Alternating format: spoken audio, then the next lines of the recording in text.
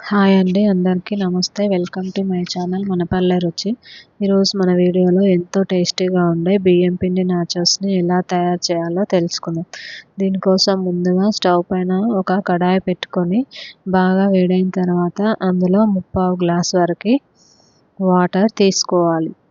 ఇవి బాగా వేడయ్యేటప్పుడు ఇందులోనే కొద్దిగా జీలకర్ర, రుచికి సరిపడా ఉప్పు వేసుకోవాలి.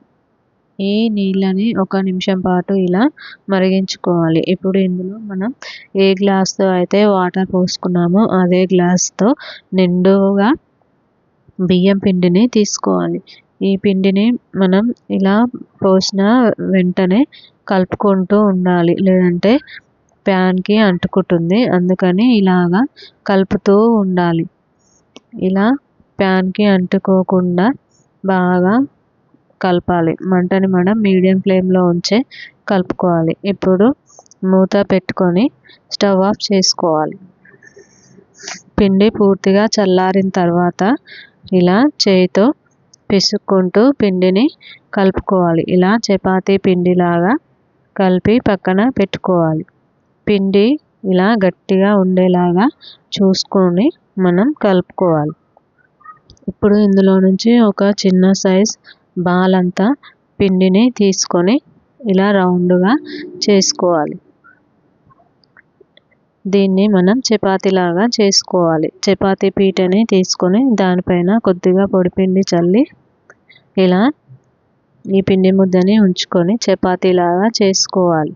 దీన్ని మనం కొద్దిగా మందంగానే చేసుకోవాలి. ఇలా చపాతీలాగా వచ్చేంత వరకు దీన్ని మనం చేసుకొని ఇలా సైడ్స్ అన్నీ కట్ చేసుకోవాలి.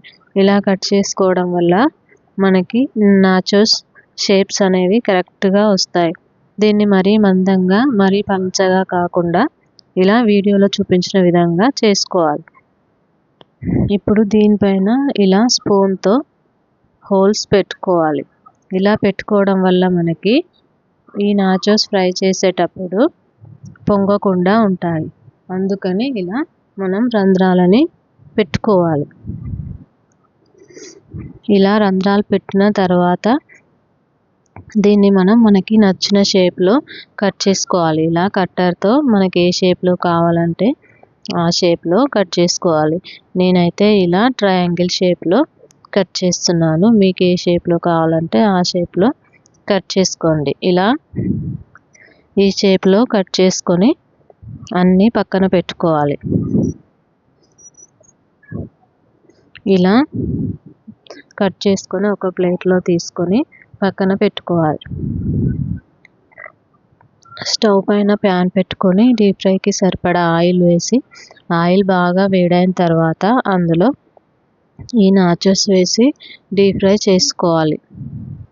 వీటిని ఇలా 2 వైపులా తిప్పుకుంటూ మంచి కలర్ వచ్చేంత వరకు మనం ఫ్రై చేసుకోవాలి. ఇవి ఎక్కువ గోల్డెన్ కలర్ రావు, ఇవి కొంచెం వైట్గానే ఉంటాయి. ఎందుకంటే మనం ఇందులో కారం వేయం కాబట్టి కలర్ అనేవి ఎక్కువ మారవు. ఇలా మనకి క్రిస్పీగా వచ్చేంత వరకు ఫ్రై చేసుకొని తీసుకుంటే సరిపోతుంది. ఇలా ఈ కలర్ వచ్చేంత వరకు ఫ్రై చేసి తీసుకోవాలి. తీసి ఒక ప్లేట్లో పెట్టుకోవాలి.